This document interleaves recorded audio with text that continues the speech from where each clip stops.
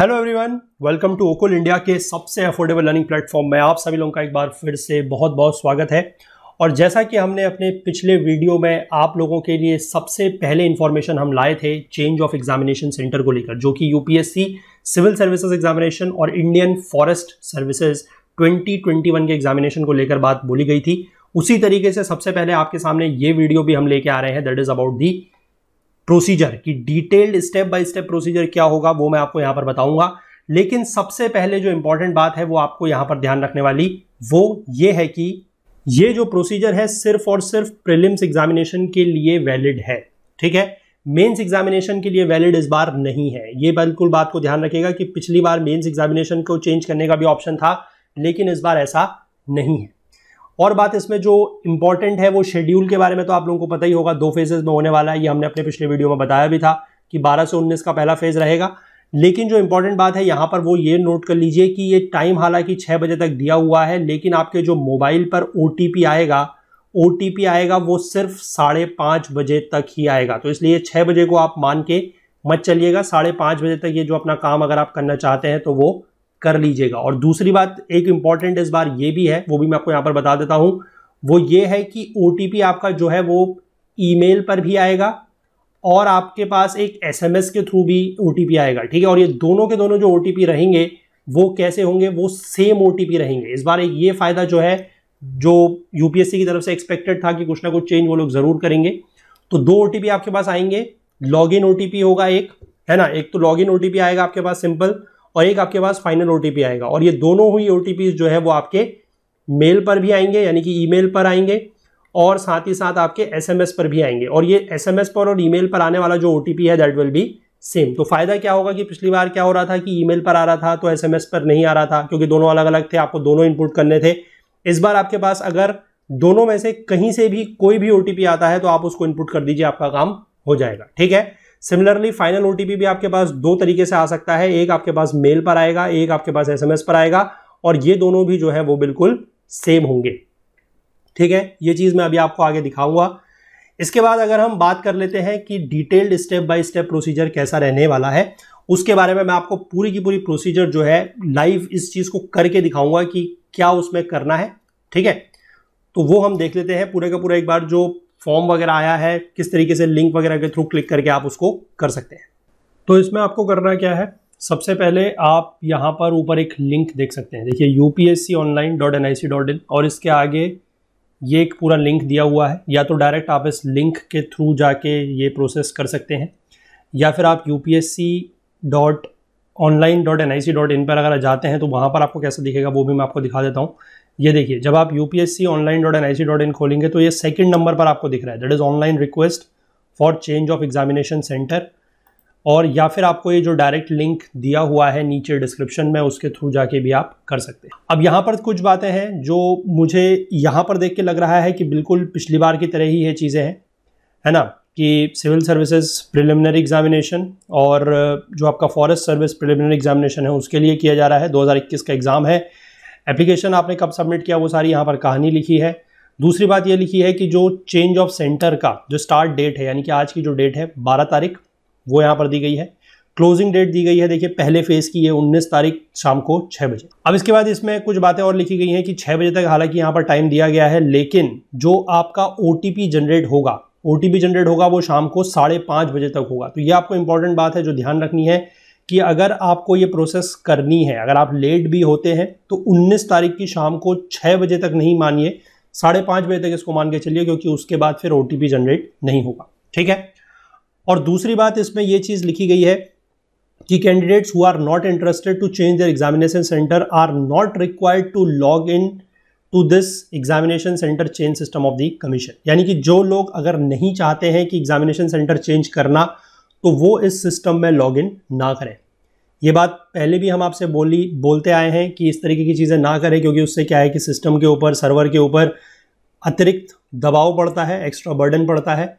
और बाकी जो लोग वाकई में जेन्युइनली इस चीज़ को चेंज करना चाहते हैं, जिनकी ज़रूरत है, जिनकी आप कह सकते हैं मजबूरी है, तो उनके लिए फिर थोड़ा सा कभी कभी समस्या यहाँ पर आ जाती है। तो ये बात हम आपसे कहते भी आए हैं, और यूपीएससी भी आपको ये चीज़ के लिए ही बोल रहा है कि जो लोग इच्छुक नहीं हैं वो इसको ना करें। अब करना कैसे है, उसके बाद एक इंपॉर्टेंट बात यहाँ पर और बोली गई है, वो भी हम पढ़ लेते हैं, उसके बाद प्रोसेस स्टार्ट करेंगे।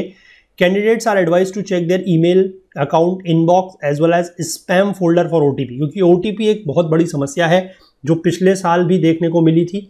और उसी के लिए यहाँ पर लिखा गया है कि आप अपना जो ईमेल पर ओटीपी आएगा उसमें आपको एक तो इनबॉक्स चेक करना है, और अगर इनबॉक्स में आपको नहीं मिलता है ओटीपी का कोई मैसेज, तो जो स्पैम फोल्डर होता है, SPAM स्पैम फोल्डर होता है, वहां पर भी एक बार आप उसको चेक कर लें। हो सकता है कि इनबॉक्स में नहीं आया हो, तो किसी किसी के उसमें कुछ सेटिंग्स ऐसी होती है कि वो स्पैम फोल्डर में भी आया हो सकता है। ठीक है, ये बात यहाँ पर लिखी है। और लास्ट में एक यहाँ पर जो लाइन ये स्क्रॉल में चल रही है, इसमें ये लिखा गया है कि please note that the change of examination centre once submitted shall be treated as final. यानी कि अगर आपने एक बार चेंज कर दिया तो उसी को फिर फाइनल माना जाएगा, अंतिम माना जाएगा, और बार बार आप उसमें चेंजेस परिवर्तन नहीं कर सकते। तो इसलिए बहुत सोच समझ के इसको कीजिएगा, है ना। खेल खेल में ऐसे ही कि देखने के लिए क्या होता है, और आपने कोई और सेंटर अगर चूज करा और उसके बाद अगर आपने कहीं सेव क्लिक कर दिया या सबमिट क्लिक कर दिया, तो उसके बाद ध्यान रखिएगा कि आपका सेंटर फिर वही माना जाएगा, और वो उसके बाद आप उसको ना तो इस फेज के दौरान और ना ही जो अगला फेज स्टार्ट होगा 26 तारीख के दौरान उसको चेंज कर पाएंगे। ठीक है, ध्यान रखिएगा इस बात को। चलिए इसके बाद स्टार्ट करेंगे। चेंज द सेंटर के लिए यहां पर आपको क्लिक करना है। सबसे पहले आपने यहां पर क्लिक किया। अब यहां पर कुछ इंपॉर्टेंट इंस्ट्रक्शंस दिए गए हैं, इनको आप पढ़ सकते हैं। ऐसा जिसमें कोई बहुत ज़्यादा चीज़ें नहीं है। ठीक है, वही सारी बातें हैं कि जिनको नहीं करना है वो ना करें। 12 तारीख से 19 तारीख तक इसका जो फेज़ है वो चलेगा, और ये सब बातें लिखी हैं। इसके बाद ये बोला गया है कि जो अर्लियर सबमिटेड एप्लीकेशन है आपका सिविल सर्विसेज का या फॉरेस्ट का, उसके आप एक कॉपी रख लें अपने पास रेफरेंस पर्पज़ के लिए। आप आई होप आप सभी लोगों ने रखी होगी। ठीक है, अब इसके बाद आपको इसमें करना क्या है, आपको जो ज़रूरत पड़ेगी जिस चीज़ की, वो सबसे पहली चीज़ तो है that is your registration ID. Registration ID जिस समय आपने अपना एप्लीकेशन फॉर्म भरा था उसका आपके पास फॉर्म अगर है तो बहुत अच्छी बात है, अदरवाइज आपके पास उसकी ईमेल आईडी ज़रूर होगी, है ना। ईमेल आईडी में भी वो मैसेज आता है, कन्फर्मेशन मैसेज, उसमें भी रजिस्ट्रेशन आईडी होती है। साथ ही साथ आपके जो रजिस्टर्ड मोबाइल नंबर है उस पर भी आपका एक SMS आता है, वहाँ पर भी रजिस्टर्ड आईडी होगी। तो इस रजिस्टर्ड आईडी का आपके पास होना जो है वो बहुत ही ज़्यादा ज़रूरी है। ठीक है, OTP के बारे में लिखा गया है कि OTP जो आपके पास आएगा वो केवल आधे घंटे के लिए वैलिड होगा। ठीक है, OTP जो है that will be valid for half an hour, और the candidates are strictly advised not to share the OTP with others. किसी और के साथ आप अपना OTP शेयर ना करें। ये तो मतलब एक जनरल सी बात है, जैसे बैंकिंग वगैरह का जब बात होती है कि बैंक का कोई आपका ट्रांजैक्शन है, उसका कोई लेन देन है, तो आप अपना OTP शेयर ना करें, है ना। यहाँ पर हालांकि उसका कोई असर नहीं पड़ने वाला है, लेकिन फिर भी सिक्योरिटी पर्पस के लिए आप कह सकते हैं कि उसको आप ना करें। इसके बाद इसमें एक बात और लिखी गई है कि एग्जामिनेशन सेंटर चेंज करने से पहले कैंडिडेट ये इंश्योर कर लें, सुनिश्चित कर लें कि उनके पास जो रजिस्टर्ड मोबाइल नंबर है और ईमेल आईडी है जो उन्होंने फॉर्म भरते समय यूज करी थी वो उनके पास होनी चाहिए। उसके बाद ये लिखा गया है कि अगर OTP आपको 15 मिनट के अंतर्गत नहीं आता है, 15 मिनट के अंदर नहीं आता है, तो आप उसके बाद रीसेंड का ऑप्शन भी जो है वो आपके पास अवेलेबल रहेगा। लेकिन एक चीज़ का ध्यान रखिएगा, पिछली बार भी ये प्रॉब्लम बहुत हुई थी कि जैसे ही अगर मान लीजिए 1 मिनट 2 मिनट के अंतर्गत या 30 सेकंड के अंतर्गत ही OTP नहीं आ रहा था, लोग बार बार रीसेंड का बटन प्रेस कर रहे थे। Do not press the resend button continuously. ठीक है, बहुत ज़्यादा कंटिन्यूसली रीसेंड बटन आप प्रेस नहीं करिए, क्योंकि उसके पीछे मैं आपको एक रीज़न बताता हूँ। होता क्या है कि जितनी बार भी आप रीसेंड का बटन प्रेस करेंगे उतनी बार सिस्टम का जो सर्वर है उस पर रिक्वेस्ट जाती है, और उतनी बार आपका OTP जनरेट होता है, उतनी बार फिर वो OTP आपका पूरा का पूरा प्रोसेस मतलब वहां से निकल के आप तक पहुंचता है। और बीच में इस समय आपको पता है कि बहुत ज़्यादा क्या होगा, सिस्टम के ऊपर, सर्वर के ऊपर बहुत ज़्यादा लोड होगा, बहुत ज़्यादा ट्रैफिक होगा। तो इसलिए ऐसे काम ना करें कि जिससे आपको भी प्रॉब्लम आए, है ना, और बाकी लोगों को भी प्रॉब्लम आए। ठीक है, सभी के लिए सहूलियत होनी चाहिए, सुविधा होनी चाहिए, ऐसा काम करें तो परेशान ना हो, चीज़ें बिल्कुल आराम से हो जाएंगी। लास्ट टाइम भी हुई थी, इस बार भी होंगी, परेशान होने की ज़रूरत नहीं है। बस चीज़ों को थोड़ा सा सोच समझ के और समझ बूझ के साथ कीजिए आप। और वैसे भी आप लोग सब आने वाले भावी जो है वो सिविल सर्वेंट्स हैं, IAS IPS, है ना, IRS IFS, ये सब चीज़ें हैं। तो इसलिए थोड़ा सा इस तरीके की चीज़ों को लेकर सतर्क रहिए, और जल्दबाजी में कुछ भी चीज़ अपने लिए जो गड़बड़ हो जाए, जिससे अपना नुकसान हो, दूसरों का नुकसान हो, ऐसा बिल्कुल भी नहीं कीजिए। अब इसके बाद हम इसमें देख लेते हैं कि स्लिप जनरेट जो होगी आपके एंड ऑफ द प्रूफ, उसको आप अपने फ्यूचर रेफरेंस के लिए रख लें। ये बात इसमें लिखी गई है। फिर ये लिखा है कि जब एक बार सेंटर आप चेंज कर दें तो आपके पास ऑटो जनरेटेड एक ईमेल और SMS जैसे पहले आता था जब आपने फॉर्म भरा था उसी तरीके का आएगा। साथ ही साथ ये जो एक इंपॉर्टेंट बात है कि अगर आप एग्जामिनेशन सेंटर की जो रिक्वेस्ट है, चेंज करने की जो रिक्वेस्ट है, एक बार वो सबमिट हो जाती है, फाइनल हो जाती है, तो उसके बाद उसमें कोई भी चेंज आप नहीं कर पाएंगे। ये ध्यान रखिएगा, subsequent change shall be permitted और एक्सेप्टेड, नो रिक्वेस्ट, कोई भी रिक्वेस्ट इस मामले में जो है फिर वो आपसे नहीं ली जाएगी, एंटरटेन नहीं की जाएगी, और जो चेंज्ड एग्जामिनेशन सेंटर है उसी को फाइनल माना जाएगा। ठीक है, ये बात बिल्कुल आप लोगों की क्लियर है। ये सारे पॉइंट्स मैं इसलिए पढ़ रहा हूं क्योंकि यही फिर बाद में आप लोगों के जो है क्वेरीज बनते हैं कि क्या हमें जो है फॉर्म को संभाल के रखना था या नहीं रखना था, या हमने एक बार चेंज कर दिया है, क्या हम उसको दोबारा चेंज कर सकते हैं, नहीं कर सकते हैं। यही सारी जो क्वेरीज है वो आपकी बनती है, इसीलिए इन्हीं तरीके की क्वेरीज ना आए, आप एक ही बार में वीडियो देख लें और एक ही बार में आपके सारे जो डाउट्स हैं वो बिल्कुल क्लियर हो जाए, और एक ही बार में तुरंत आप ये सारा का सारा प्रोसेस कर दें और वापस से अपनी पढ़ाई में लग जाए। ठीक है, तो इसके बाद अब इसमें लिखा है कि आपने सारे इंस्ट्रक्शंस पढ़ लिए हैं, हमने तो बिल्कुल पढ़ लिया, हम हाँ पे क्लिक करेंगे। अब इसके बाद हम अंदर आ जाते हैं और यहां पर आपको देखिए ऑप्शंस दिख रहा है रजिस्ट्रेशन आईडी डालने का, और उसके बाद एक कंफर्म आपको यहां पर जो ये इमेज दिख रही है ये डालने का। ठीक है, तो इसके बारे में देखते हैं, यहां पर डालने की कोशिश करते हैं इसको।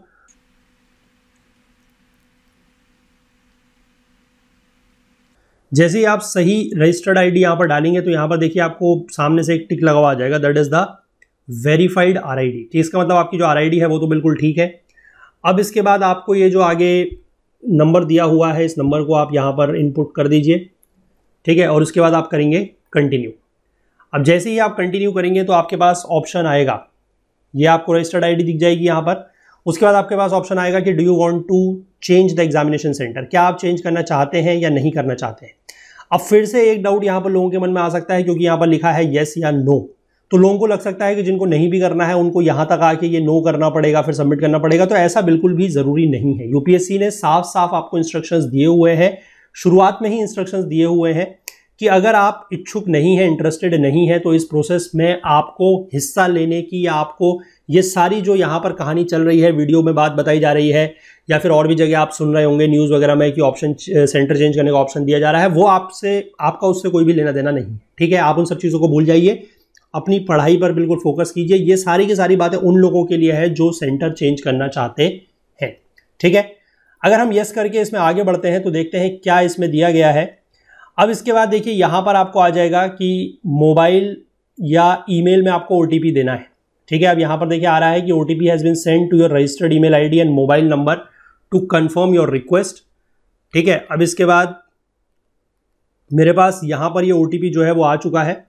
इस ओटीपी को मैं यहाँ पर सबमिट करूँगा तो देखिए काफ़ी जल्दी ये ओटीपी आ गया है, और जैसे ही आपका ओटीपी करेक्ट होगा यहाँ पर आगे टिक लगा हुआ आ जाएगा। इसके बाद आप इसको कंटिन्यू कर दीजिए। ठीक है, अब देखिए यहाँ पर एक बहुत बढ़िया चेंज है। यहाँ पर एक बहुत बढ़िया चेंज जो देखने को मिल रहा है वो ये है कि पिछली बार जो थे वो 2 ओटीपीज आ रहे थे, एक मोबाइल पे अलग आ रहा था और एक आपका जो ईमेल पर था वो अलग आ रहा था। लेकिन यहाँ पर इस बार ऐसा नहीं है। इस बार ये चीज़ बड़ी अच्छी की गई है कि आपके पास सिर्फ एक ही ओटीपी आ रहा है। लेट मी चेक कि क्या ईमेल पर भी आ रहा है। इसको चेक कर लेते हैं एक बार कि क्या ईमेल पर भी आ रहा है।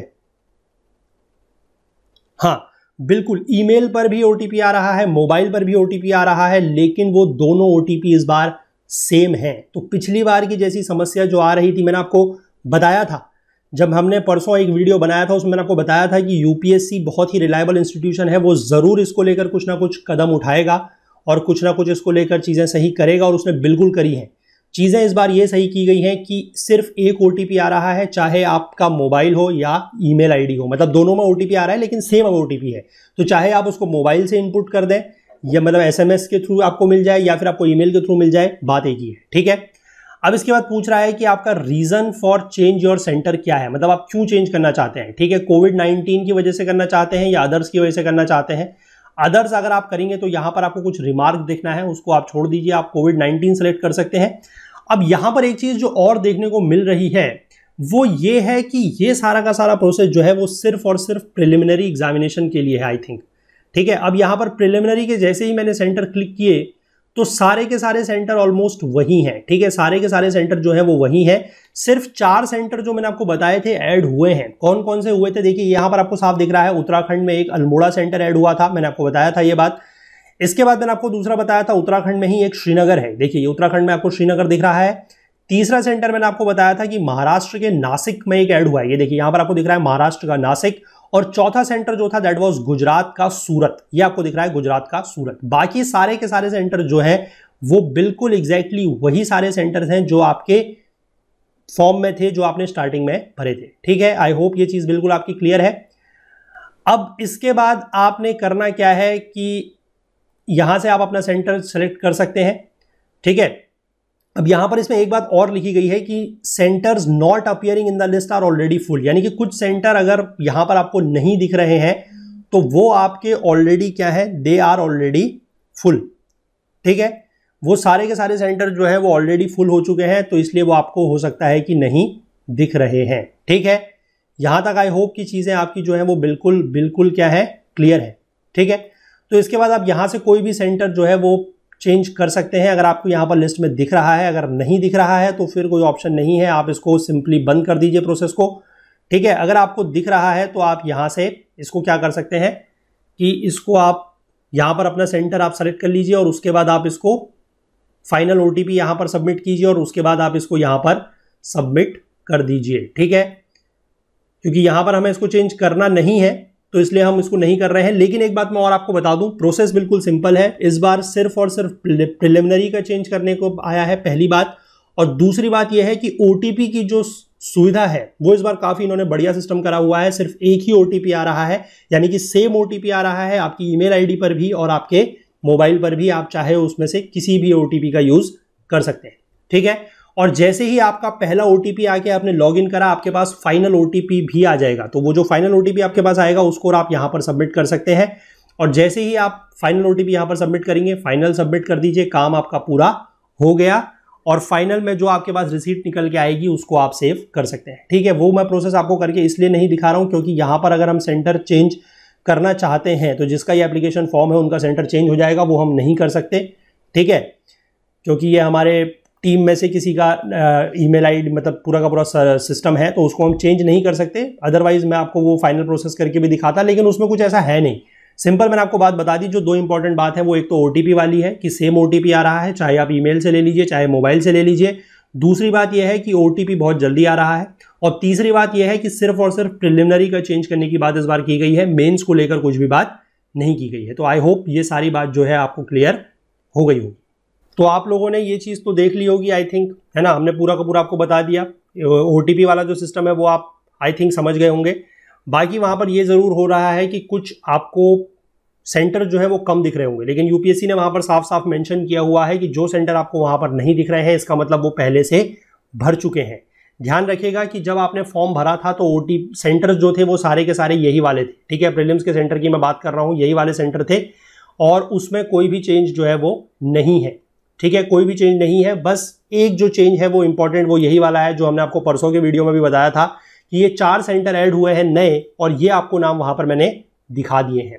इसके बाद मेंस के सेंटर भी हालांकि वही है, लेकिन मेंस से तो पहली बात हमारा कुछ लेना देना ही नहीं है क्योंकि मेंस में इस बार चेंज करने का ऑप्शन ही नहीं है। ठीक है, तो मेंस के सेंटर मैंने आपको हालांकि यहाँ पर सिर्फ दिखाए हैं, लेकिन मेंस में आप चेंज बिल्कुल भी कुछ भी नहीं कर सकते।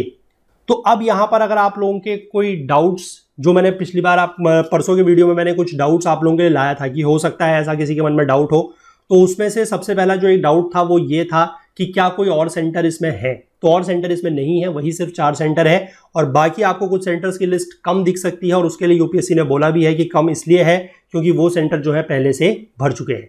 और दूसरी बात जो इंपॉर्टेंट है वो ये है कि इस बार ये जो प्रोसेस है ये सिर्फ और सिर्फ प्रीलिम्स एग्जामिनेशन के लिए ही एप्लीकेबल है, ओनली फॉर प्रीलिम्स। मेंस के लिए चेंज करने का ऑप्शन नहीं है। मैं फिर से बता दूं, मेंस के लिए चेंज करने का ऑप्शन नहीं है। ये एक चेंज है, एक परिवर्तन है जो पिछली बार से अलग है। पिछली बार मेंस में भी चेंज करने का ऑप्शन था, प्रीलिम्स का भी चेंज करने का ऑप्शन था, लेकिन इस बार ऐसा नहीं है।